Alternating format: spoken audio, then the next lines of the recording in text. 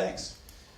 Well, so this talk is entitled "Software as Biology," which to me is the most preposterously lofty, absurd talk title I could think of. But the motto at Code Mesh is you go big or you go home. So we're like going to shoot for like the universe applied to software, because why not, right? So as background to this, I was at PyCon, Python conference in Chicago in 2005, and I heard a brilliant guy, Alex Martelli, talking about abstractions. And the talk is not interesting, but the Q&A session afterward I thought was a good talk, but the Q&A session was what inspired me. And he said that programmers should read, if you want to become a good programmer, you should read books that have nothing to do with programming, have to do with anything other than programming. So as a liberal arts student, I'm like, that's great. I want to like go do vocal training. That'll make you a better software developer, poetry or whatever else. And so I asked the question, Alex, what should we read? Do you have a recommendation? Do you have some reading list for us to go read? And he thought of it and he said, read books on architecture. Read books on building cathedrals and office buildings and homes. And through that you'll understand interfaces and all these other things. And that's fine. I didn't do any of that because I have a problem with this model of software as architecture. To me, software has nothing to do with physical structures. It isn't subject to gravity, isn't subject to wind and rain and many of the other things, and it's far, far, far more flexible and organic. And so organic, well, wait a minute, organic. So I started reading books on biology, and this was many years ago, and over time, sort of as an amateur biologist, scientist, I picked up some things, and I think there's a lot to say from biology applied to software. And this is the gist of this talk. So somebody asked me, apparently this is not listed in the guidebook. So those of you who are here, thank you for betting on this title. You have no idea what I'm about to talk about. What I'm about to talk about is using biology to inform our thinking about software, to provide a mental model, to help us be inspired or informed or confirm or deny certain suspicions that we might have. So we look to something outside of software. So we're going to look at our echo chamber of software developers and conferences, etc. Go to a different community, take what that community has, and then apply it. Not religiously, but sort of selectively. So I'm going to do that. And I'm going to start with a personal rant of mine. And this is the classic interview question. This is the classic barroom conversation topic. What is the problem with software today? So you all have your various theories, but the correct one is, of course, mine, which is the problem with software is design. So this is a fairly absurd statement, just like the title, right? I'm going to be quite absurd and outlandish today. I'm not talking about bad design. I'm not talking about design errors. I'm talking about design. So I'm going to bet that most of you are just adamantly disagreeing with me right now. You're like, okay, you're wrong. This is not a problem. Design is an integral part and an essential part of software development. Okay, well, let's see what happens here. So now I'm going to get into some biology stuff. I'm going to get into some science stuff. But I want you to be very, very clear about this. I'm actually not a life scientist. I'm a programmer. I'm not informed when it comes to science. I will say things that sound like science, that sound like I know what I'm talking about, but I don't. So don't for a minute think that I'm a scientific person here. I will tell you things that are wrong, but here's the point. You never let facts get in the way of a story. Right? You never let facts undermine the power of story. And we're going to focus on story here. So if you see something that's wrong here, shh, say nothing. We're just going to plow through it. Most of it's right. Okay. So when I talk about design, I need to talk about the human brain for a minute. So this is biology. Now this is funny because I'm actually using an example here which comes from my 5th grade education, which is wrong. Now this is an outdated model of the left brain and right brain. It turns out the brain is far more complex and nuanced. So this is a gross, erroneous simplification. But it's a good story, so I'm going to go with it. So the human brain, right side, left side, hemispheric. The right side has this sort of ability to envision, forecast, process synthetically abstractions. And the left side is the one that kind of reins the stuff in. Again, gross oversimplification. I am not a life scientist. But think of these simply in these terms. So we have this ability to sort of see things that don't exist. We also have the ability to physiologically experience these things to the point where it's very difficult at times to differentiate fact from fiction. So if you've ever had a dream where you woke up in a cold sweat, elevated pulse, what's happening? Something is occurring in your brain that's informing your body of a danger. Your body doesn't know the difference. So as humans, we have the ability to see things that don't actually exist, but we actually believe that they exist. So we see things in our mind's eye that don't exist, but we think they actually exist. This is the crux of this problem of design. The ability of a human being specifically, so dolphins don't do this, they're very smart. Chimpanzees don't do this, they're very smart. To conceive of something that is not in this world, but yet to physiologically experience it. And so we sit in the room as kind of the big brain, right? Who here is an architect? Don't raise your hand. No, don't do it. It's a trap. Architects think that's bad. It's not good anymore. See, this thing is going to just probably give you a life crisis. So I think I'm actually called an architect. So what does the architect do? The architect sits in the room, in my job. I don't like the term architect. So the architect sits in the room and forecasts, the genius, the inventor, the summoning the power of the universe to say, the software shall be thus. It doesn't exist, but in the brain of the genius, of the creator. Right? You know these people, you have probably experienced this. It's a person in the room with the whiteboard, saying most of the things, providing most of the answers. If there's ever a question, there's always an answer from this person. Because it's the brain synthesizing, generating solutions, and then pushing them forward. And then the minions program that. And that's a bit of an extreme statement, but when you look at the way software is designed, built, it is by and large through that function. You have the genius, the inspirer, the visionary, the creator, who puts forth the design, and then the minions carry it out. So this individual, interestingly, of course, is Thomas Edison, reportedly the inventor of the light bulb. Let's just say he invented the light bulb. No, it's fine. Story. Let's keep this high level here. So here, this genius, this inventor, this creator says this about genius, quote, genius is 1% inspiration, 99% perspiration. It's kind of a cool, that's Twainism. It's very catchy. But it's surprising, I think. So here we have an accredited genius, an accredited inventor, an accredited creator, taking this idea of this ability of the human being to forecast something and inverting it and saying, you know what, real genius is just a small fraction of what you think it is. It's a small portion. The inspiration is just a tiny little sliver. The great majority of genius has to do with effort, with work. Paul Valéry is a late 20th century poet, philosopher, essayist.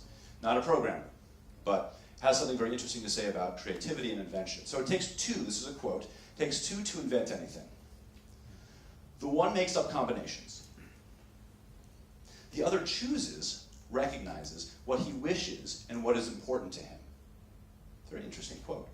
Genius is the readiness of the second, that is the chooser, to grasp the value of what has been laid before him and choose it. So this is very, very interesting. This is a little bit aligned with Thomas Edison's quote, but it's a step away from it. It kind of inverts it. It says that genius is not so much the inspiration point, but it's a selective process.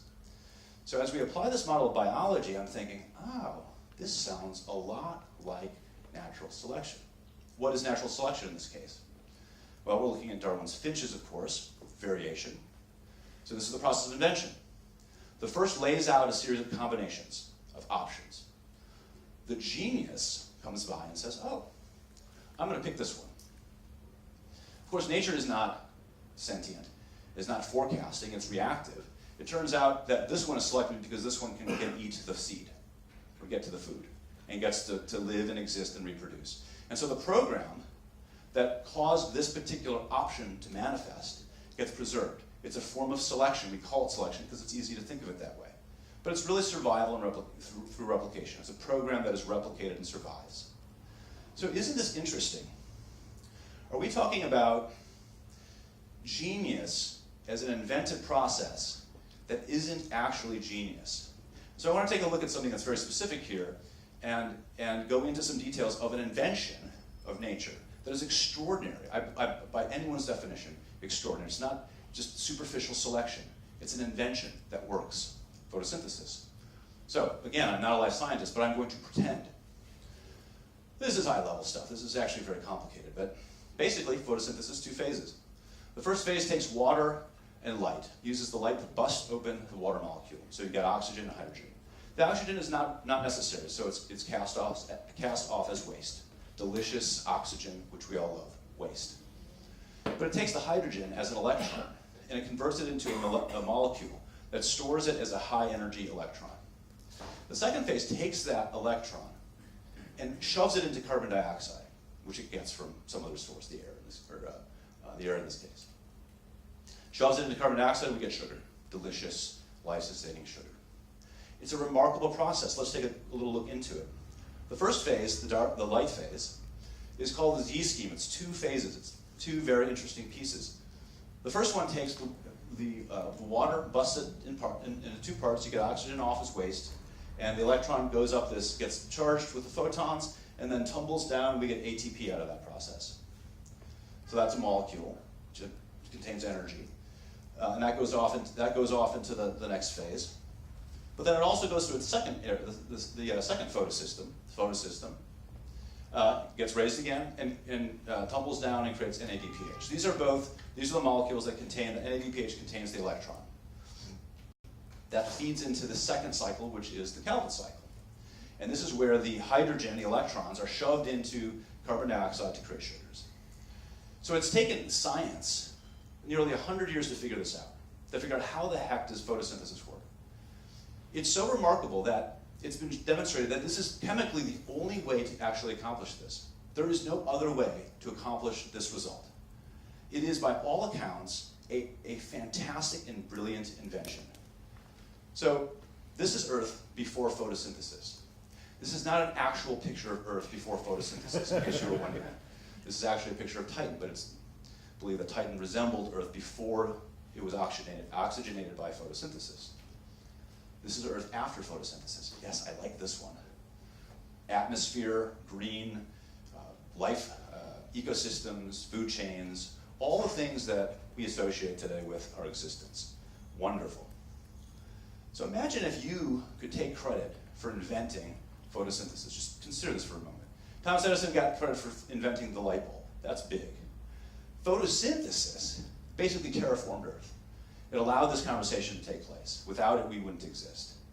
So imagine the power of this vision, the creative genius that took place undoubtedly in an off-site meeting that the cyanobacteria, again, I'm not a life scientist, the cyanobacteria got together and said, hey, let's put together a vision statement. Our vision for Earth, and here's what the off-site created, very tight. We're going to maintain atmospheric oxygen levels and supply all the organic compounds and most of the energy necessary for all life on Earth.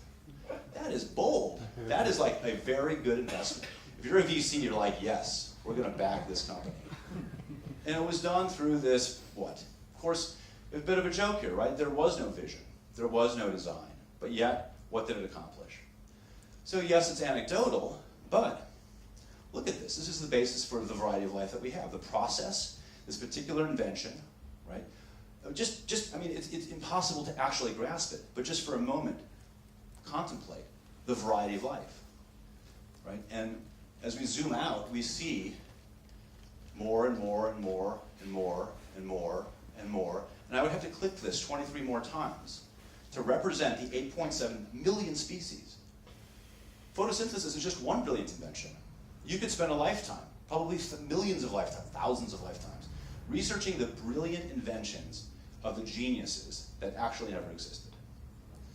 So it certainly seems to be possible to create brilliant, breathtaking, efficient design without ever designing.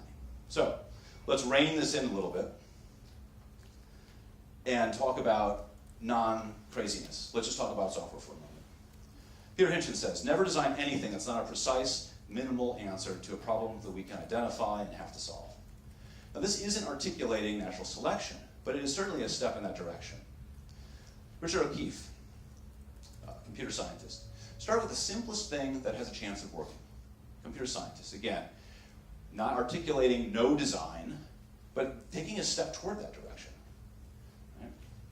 David Allen, not a computer scientist to my knowledge, getting things done. This is where getting GTD comes from. You don't actually do a project. It's abstraction of a thing that goes above, right, the mechanics of change. You can only do action steps related to it, not a software developer.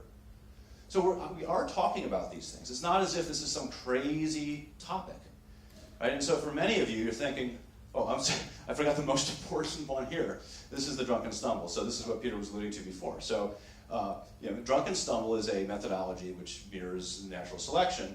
You lean, I don't want to do it here, I guess I can demonstrate it here. So Drunken Stumble is a way for drunk people, or I should say not very smart people, to do productive things. So when you've had too much to drink, it's hard to walk straight. Here's how you do it. You lean, and then you stumble forward like that. And that was automatic. I literally did nothing. I didn't think about that. I leaned in a particular, I'm sorry about that, it was probably extremely alarming to you, I apologize. So I just leaned in a particular direction. I wanted to go that way. And then I allowed instinct and gravity to propel myself forward. There was no thought involved. So this is a methodology that has two parts. You lean, that means you want to go that way. That's our direction, our vision.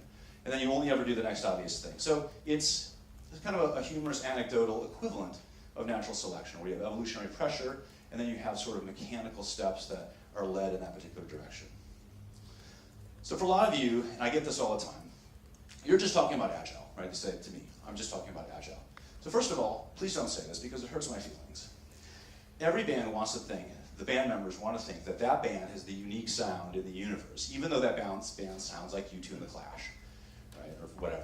So when you say, you sound just like U2 and the Clash, the band members are like, no, we're completely different from that.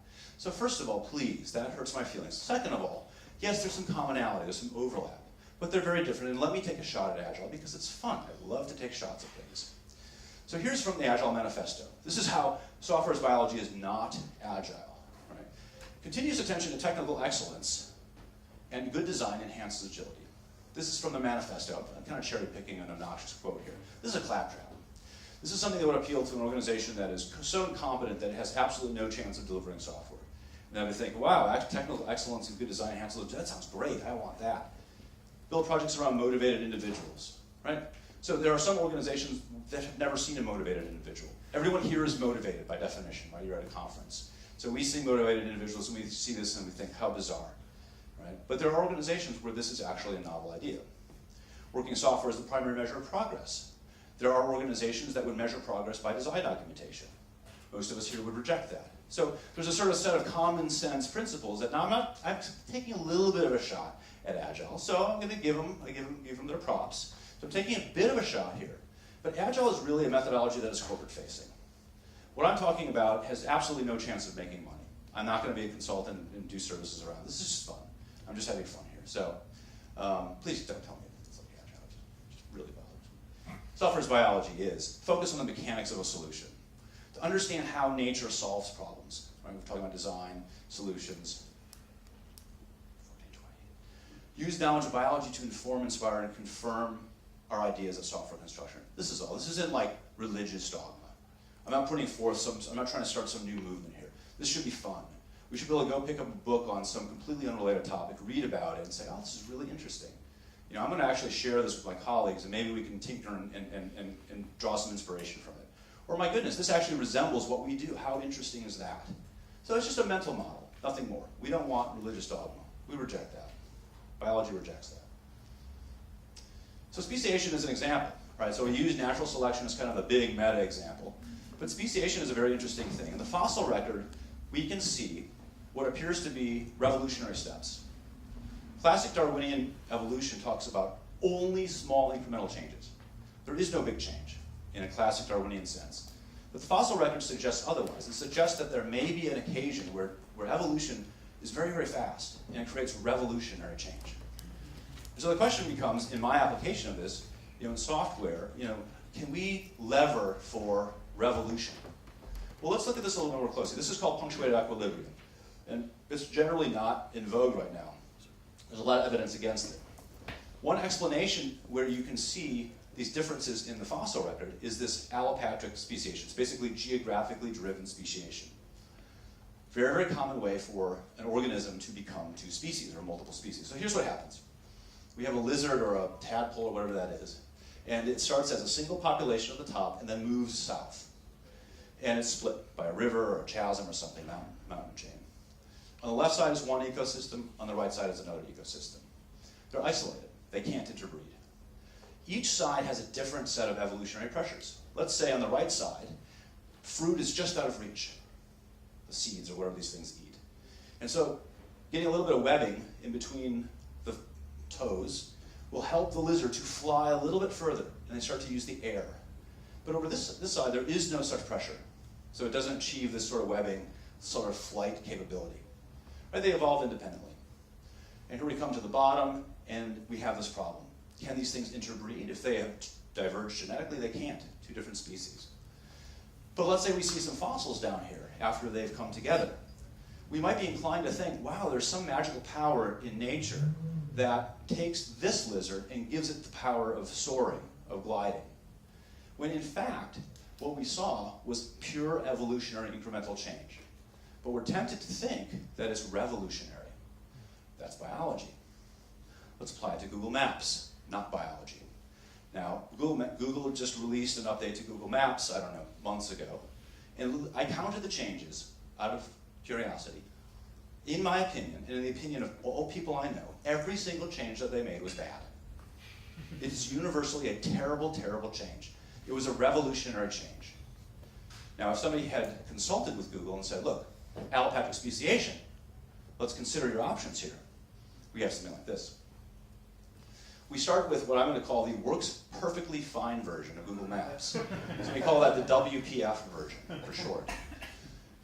We have an ecosystem that's being driven by perhaps consultants, perhaps Google, some sort of VP within Google that says we need to revolutionize our interface, and we have this sort of frenetic change, and we've got to change everything, and we have to make it better. And that's this ecosystem over here, and it has a separate set of evolutionary pressures. Up here, the north, we have normalcy. People like me, people like you, who says, you know, this is great. All I want are bug fixes. Make it faster, small feature changes. And we let these systems evolve as they will. We don't think about combining or coordinating. We let them separately evolve. This is speciation. They're geographically separated. They have different evolutionary pressures. We allow this to run. Now, at a certain point, these may merge. And then we can reason about, now, have these diverged genetically? Are they different applications? Or are they similar enough that perhaps we can merge them? That is, we can interbreed. Now, this is an option that Google doesn't have at this point, and I don't have, and I'm very angry about that. I think that I should have a version of the works perfectly fine version on my phone, but I don't.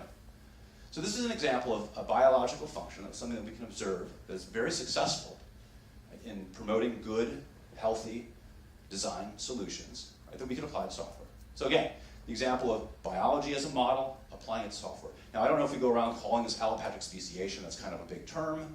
Maybe we come up with something. Frankly, people do this anyway.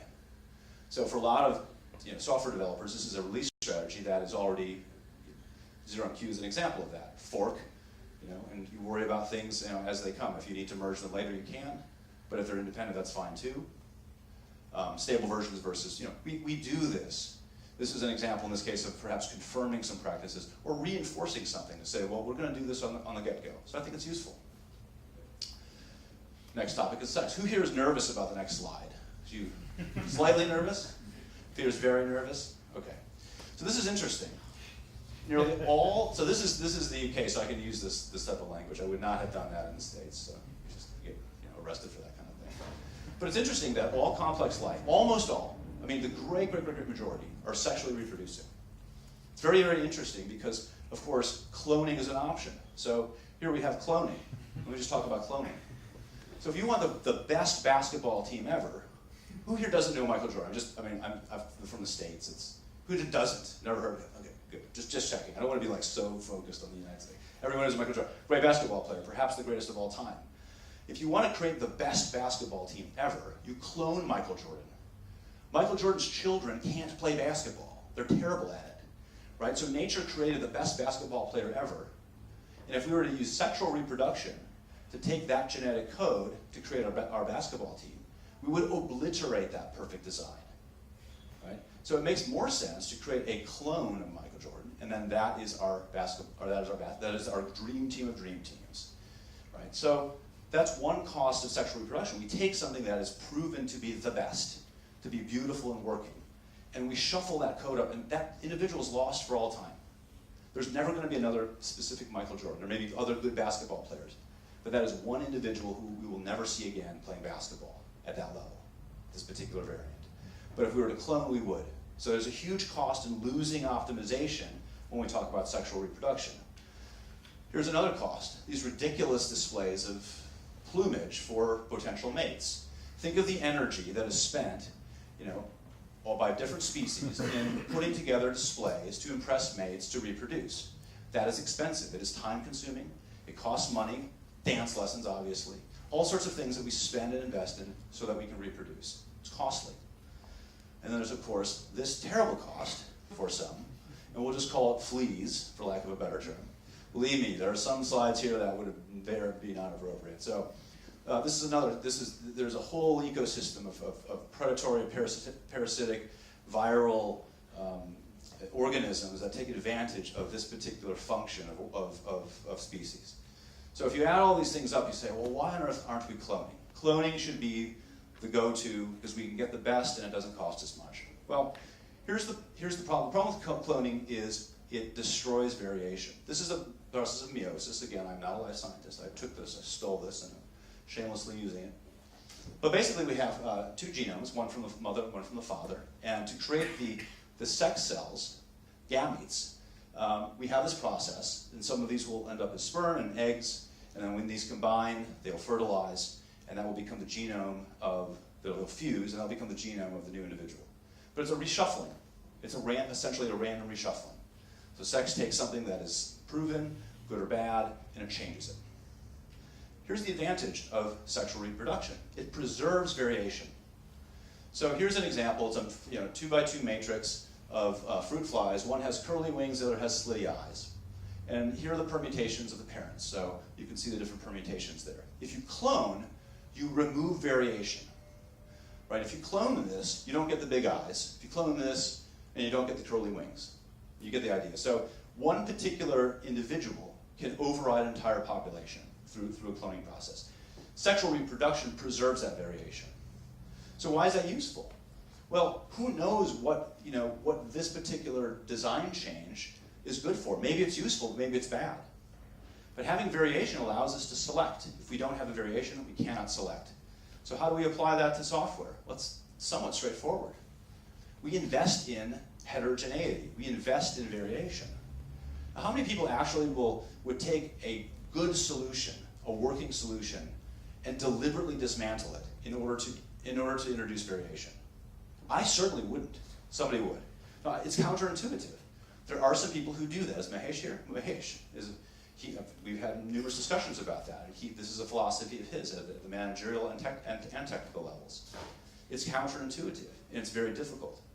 But if nature has anything to tell us, not only is this useful, it's essential. Most of the cloning species are new. They're almost all new. And it's believed that they're doomed to extinction. If we don't have variation in our technical environment, that technical environment will eventually die away. It may be useful in the short term, but in the long term, it will perish. So this is a counterintuitive surprise that we get from nature. It's an interesting application, I think. All right, we talked about sex, then we have to talk about death. So death is very interesting. So specifically, we're going to be talking about, again, I'm not a life scientist, just so you know. I don't know. I could barely pronounce this word. I had to actually consult somebody. How do you pronounce this? It's apoptosis. That's how you pronounce it, just in case you're wondering. That's how you pronounce it. So this is programmed cell death. Very interesting mechanism.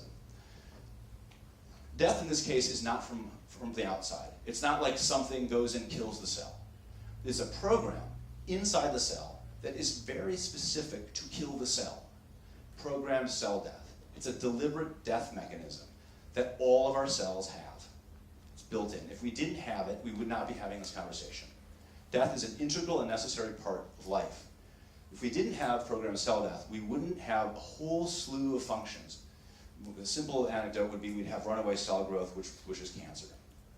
So, we avoid cancer by having cells die. And at this very moment, all of our cells a portion of our bodies are dying and being regenerated.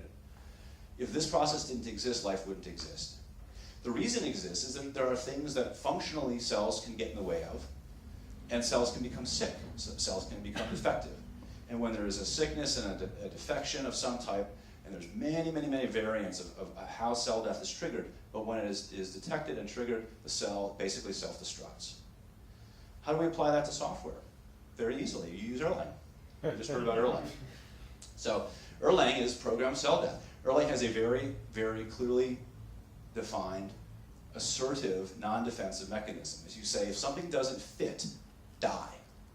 So if in this case, OK value is a shape, just think of it as a shape. It's a form of an assertion.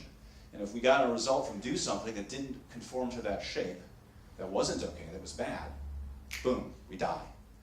Now Erlang is designed, much like an organism, with these individual cells. These are processes. So the process dies, but the kernel, this could be the super system, the organism, still goes on. And we have other cells that are perfectly happy. And what that leads to is a systems view to building software. So rather than having monolithic things, we have small things that are hooked together. So things can die freely and come back again. Program cell death, reinstantiation. We could call it cell replication. Now, perhaps we know better because we're designing effective systems, but it should be no surprise, perhaps, that all operating systems work like this. All of them have kernels with separated process, most of them. Certainly the ones that we use. General purpose operating systems are designed this way. So it's interesting that nature is built the same way. So this, again, informs and helps us understand and perhaps think about, do we want to build a system where we can't afford to lose anything? The answer is clearly no. If biology has anything to say about it, we have to build a system that can survive the death of a particular unit, a cell, or an organism, or an individual. And if we're not doing that, ultimately we're not building survivable systems, possibly. Again, this is not dogma. But let's look at how this, remember the fantastic display of success through the species. Shouldn't we take a little bit of inspiration from that? Now, as it turns out, there's a whole area, most of us in this conference are interested in distributed systems like this. So let's take some comfort in knowing that we're doing things that resulted in us. It's very good. Okay. This is my probably most favorite example because it's very simple and it's very cool to talk about. This is the coelacanth, believed to be extinct. Found fossils, 350 million year old fossils, and somebody discovers a living individual. My goodness, this is not an extinct creature. But it looks like it probably should be extinct. I mean, it is a fugly, ugly, sort of dastardly looking old fish. It is outdated, its legacy, it reeks of PHP and Perl. You kind of get where I'm going at here. We tend to have moral judgment about currency, right? Because we like young, fresh, nubile, reproductive species, individuals. We take dance lessons, and this is sort of informs our thinking about technology. It should be young, it should be fresh, it should be hip. Certainly should not be 350 million years old. But the fact is that the hard reality is that this thing actually exists and somehow managed to survive its original and early programming. Why? How? Simple. There was no evolutionary pressure to change. If you have a system that doesn't have evolutionary pressure to change, leave it alone. Don't change it. Call it a coelacanth. Call it ugly. Call it a living fossil. Celebrate it for its longevity. Don't go and refactor it. Don't make a change to a system that doesn't have to be made, because that doesn't happen in nature. There's an interesting fact about amoeba. Amoeba, the genome of an amoeba, is 220 times larger than our own genome, right? The number of genes. 220 times larger than a human. So what can we infer from that? Well, there's a lot of crap in an amoeba. The amoebas don't care. They're happy. They, run around as, organisms and do their thing. I don't know. I'm not a life scientist. I don't know what amoeba. I know I'm not supposed to have one in my stomach. That's that much I know. So I used to think, talking about sort of the classic interview question, what is the problem with software today? I answered, this is one of my answers. I said, the problem with software today is people are afraid to refactor. And I believed that then. Studying this stuff has changed my point of view. I don't believe refactoring has any practical application. If there's evolutionary change to cause something to evolve, fine.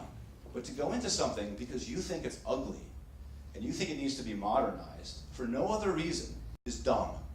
It's dumb, and the coelacanth says it's dumb. He says, you're being dumb. Look at me. So we can say within our design meetings, when somebody says, let's go refactor this thing because this is fugly. Coelacanth, that's it, end of discussion. This thing is so successful, you're going to argue with this guy? I wouldn't argue with him. All right. We could go on and on and on. This is literally an endless supply of amazing inspirational examples. Mitochondria. So here we have this absorption of a cell in another cell, and all of a sudden we have this engine for complex life. And it drives a huge array of functionality and features in complex life. Right? So this is a symbiosis that can result in significant leaps, like pipelining. Right? You have more good functional decompositional design where you have things that are very separate and focused, and you can combine them. If we went back to the Z scheme of photosynthesis, there were two parts. Remember the N shape, two mountains? Both of those parts can operate independently of one another. They're perfectly happy and fine, and then in fact they do. So the theory of that is that an organism adopted both as features, and it existed in the same organism in different contexts, and a mutation resulted in both of those systems coming on at the same time, and they naturally combined. And that organism was successful, and there we have photosynthesis, or at least the first part of the life phase. So we can look to large, monotonic, complex things are very difficult to bolt on. Small things that have well-defined interfaces are easier to. So mitochondria might be an example for that.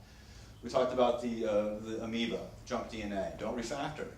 Adaptive immune system. So this is an area that is extraordinarily complex and interesting, and I don't think it's necessarily automatically applied or easily applied, but what does an adaptive immune system have to say about unit testing? Right? Finding defects in software. Right? That's a build time, compile time test monitoring. But what about production monitoring? What is an adaptive immune system? And how does that work? Things are tagged, with again, I'm not a life scientist. Very complicated stuff. I don't know how it works. I get a cold, it goes away, it's fantastic. So understanding that could certainly inform a whole array of interesting discussions about unit testing, quality testing, ferreting out and fixing bugs, etc. Nervous system, message passing. I mean, if there's no shared memory in our state, right? Everything is distributed. There is no RAM here. It's all, there's message passing either molecularly or electronically through tissue. So, understanding how that works, understanding how my, brain here is processing and causing, stuff to go. This is a very, very complex and sophisticated system. We'd be envious of being able to architect something like that. So, can we learn more about it from there? So here's some lessons that I think are safe to say, based on what I've seen. So, and this is very high level. Without selection, you cannot make progress. You have to be able to choose. This is Paul Valéry's quote. Right? The genius, the process of invention, consists of generating options and then choosing. You cannot choose. You cannot make progress without this process of selection. There's no forward progress. It's all stasis. Right? That's logical.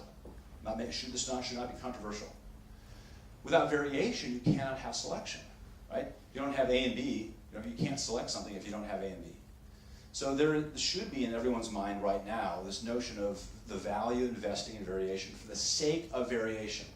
Not for the sake of your own notion of utility or vision or genius. This is what nature tells us. So we can fork, invest, inverse, etc. Finally, large change is generally bad. And this is something, if I can just leave this with everybody, this is so true.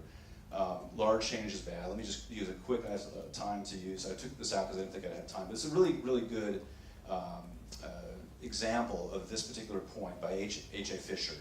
Is it H.A. or H.A.? I'm not a life scientist. I'm just going to go back to that every time. So anyway, the analogy is this. The example is this. You have a microscope, right? The microscope is in focus, generally. It could be better, but it's in focus. The microscope illustrates working software. Working software is generally in focus, pretty much. Right? It's not perfect. It could be improved, but it's pretty much in focus. Now, this is what he says. He says, any large change will almost certainly make any large change in the focal length, the adjustment, the focus of that microscope will worsen the focus, will make it less clear. Any large change, right? So it's pretty much in focus, and you crank it up this way, it's going to be out of focus. Crank it down this way, it's going to be out of focus.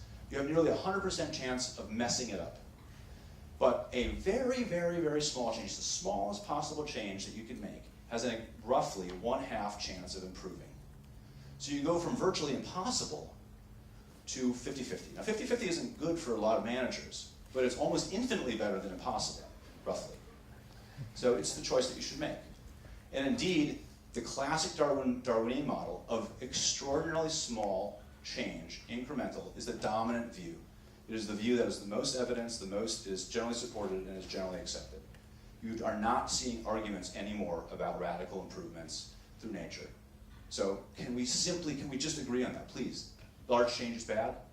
Can we just say yes? Can I just, no? It's gonna take some time.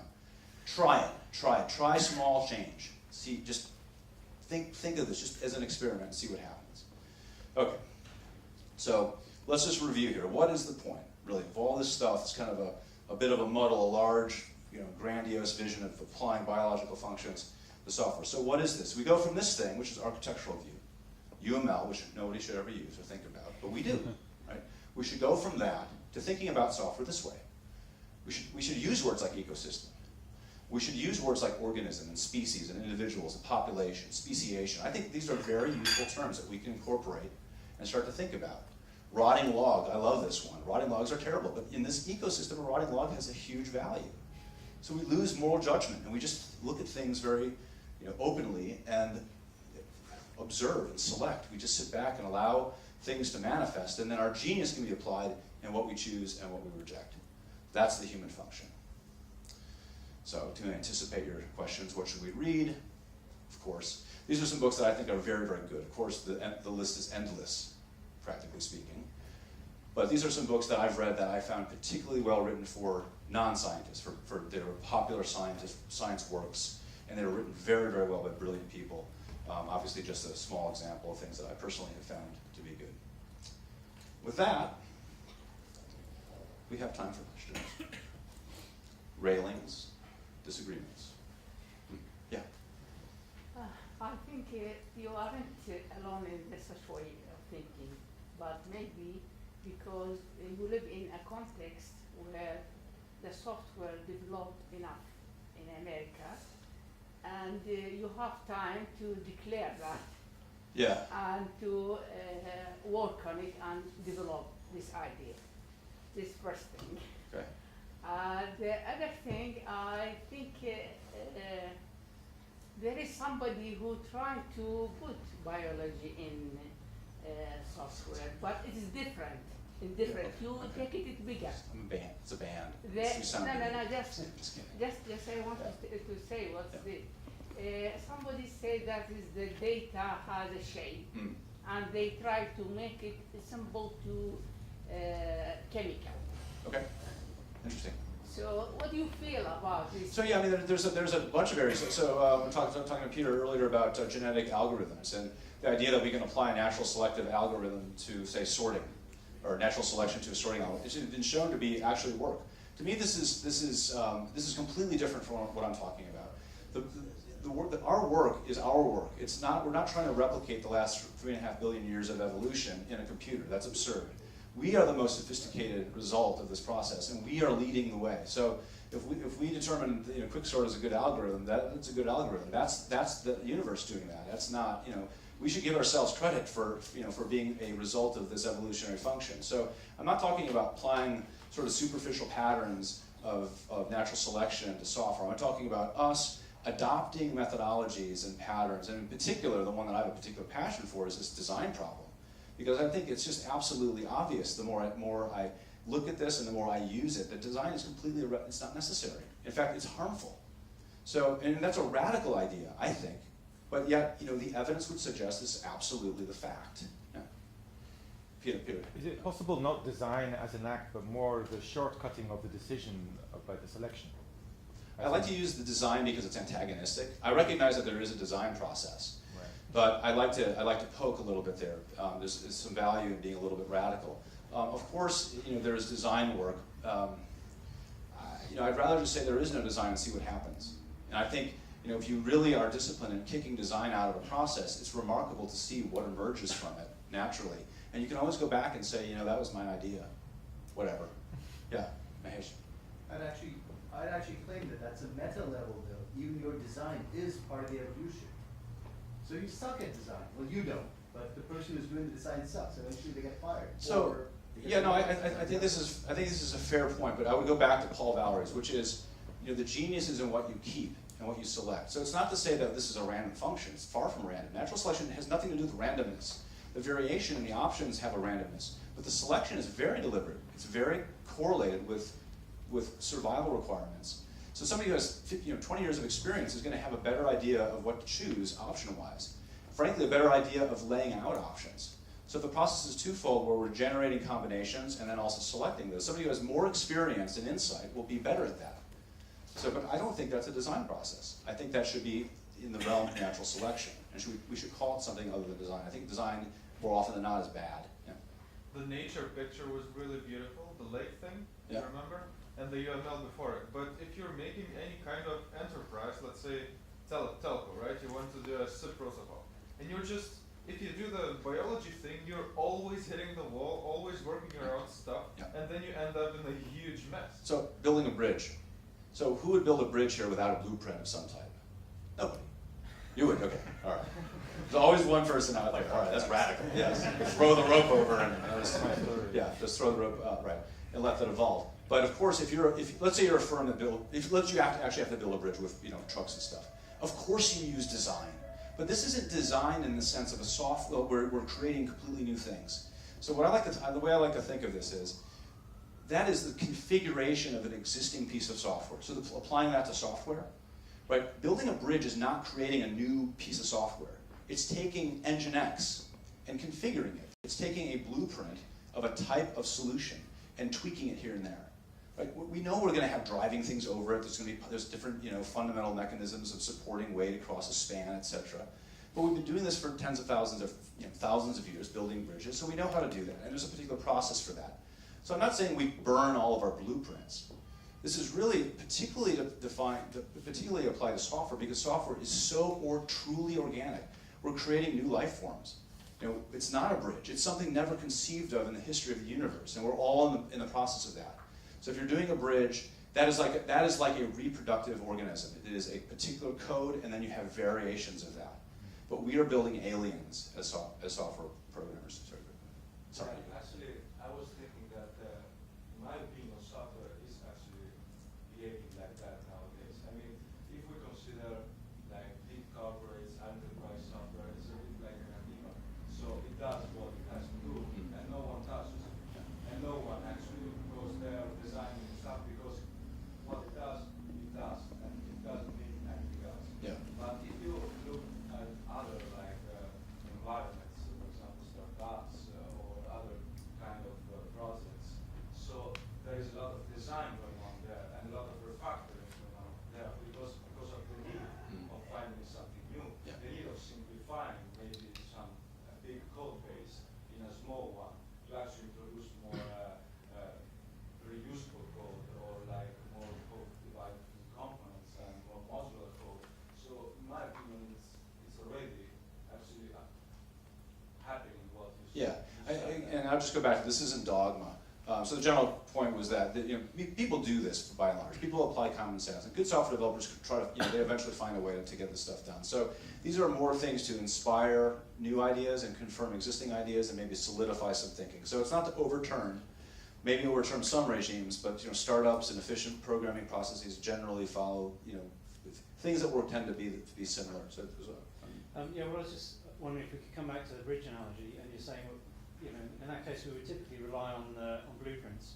But I still have let's say a bridge was a new thing, because as you say, software that we're writing generally has never been written before. So I'm imagining a situation where you've got sort of an army that needs to cross a ravine. They've got tanks and trucks and all the rest of it. And I'm just wondering, because I'm still curious about what you're saying about no design, or design is bad. I'm wondering if you could illustrate what you mean by design in that context, because I can't imagine you mean that you've got 1,000 people each trying to make their own way. So here's an example. So general, when you are building a unique type of bridge or something that's innovative, and you need to. So here's the thing. The problem that I see with the design process is, and this is just a sort of practical application of, you're in a room and you've got a bunch of people and they all have their vision and they all get clommed on, and then all of a sudden you've got Frankenstein, and you've got, if you're going to use the military as an example, right, that's a really good example for my point, because the military generally creates these things. Creates things that are absurd. They cost a lot of money and they don't work. They don't do anything well. They try to do everything well. You've got a single fighter for the Navy. Trillions of dollars invested in this thing. And then it gets decommissioned. I don't know what the actual story. I'm making this up, but it probably happens all the time. So yeah, you've got, so these are examples of where you have a design-heavy process. This results in nothing good. But if you had something that evolved and was selected through actual pressure to change, you could have very laser-focused solutions. And the RV does that as well. That's not really the analogy that I was sort of trying to focus on, but rather as a company or as a military or whatever, there is a specific thing that you have to achieve. And you need to make a market window, you need to cross this ravine, you've got a bunch of people, you've got a bunch of kit, you've got a particular thing you have to achieve. Now, I'm just curious, the only image that I can have in my mind when you say no design is that you just tell everybody, right, somehow get everything across this ravine. That's what we have to achieve. No. And I can't see that happening as a bunch of individuals. So I'm out of time 5 minutes ago, but let me see if I can do this as fast as possible. Nobody's going to say, let's flail randomly. Nobody's going to do that. None of us are going to do that. We're going to deliberately come up with intelligent options. But to say there's one option that we're going to take is silly. What we should do is we should labor at creating options for ourselves. And all the smart people get in the room and they say, you know, here's an option, or here's a crazy thing, or now we're generating options. And they don't have to be brilliant. They don't have to be the genius. We can all sort of modestly and humbly put forth stupid ideas. And we have a smattering of stupid ideas. Now the same smart people in the room say, okay, I like this about this. This is a good option. This is a good option. This is natural selection. And this is the function of a human.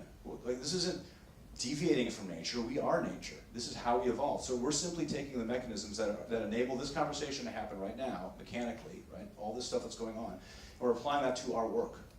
The extension, another level of abstraction of the things that human beings do. Again, just nature, biology, the universe. There's no God force here that's putting forth the great revolutionary breakthrough. Okay, I'm sorry, I'm out of time, so I think we have a break here, so we can talk up here. Thank you very much.